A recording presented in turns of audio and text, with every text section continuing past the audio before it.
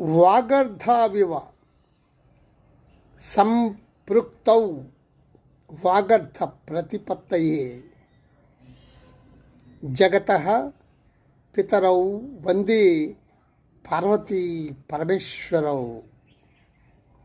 మహాకవి కాళిదాస విరచితమైన ఈ మహోన్నత శ్లోకంలో శివపార్వతులు ఇరువురు ఒక్కటైన శబ్దార్థ స్వరూపులు. శివుడు అర్ధనారీశ్వరుడు, అంటే ఒకరుంటే రెండో వారు ఉన్నట్లే.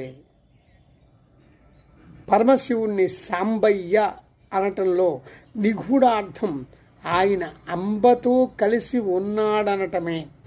వీరిలో ఏ ఒక్కరిని ప్రార్థించినా ఇద్దరి సాన్నిధ్యాన్ని కోరి ప్రార్థించినట్లే.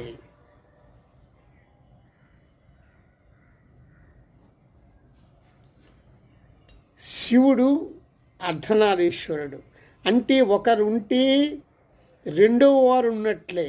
పరమశివుణ్ణి సాంబయ్య అనటంలో నిగూఢార్థం ఆయన అంబతో కలిసి ఉన్నాడనటమే.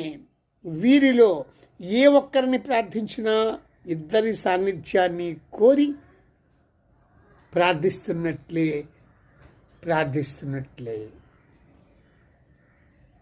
చాలా అద్భుతంగా ఉంది. ఇది గ్రహించండి. ధన్యవాదాలు.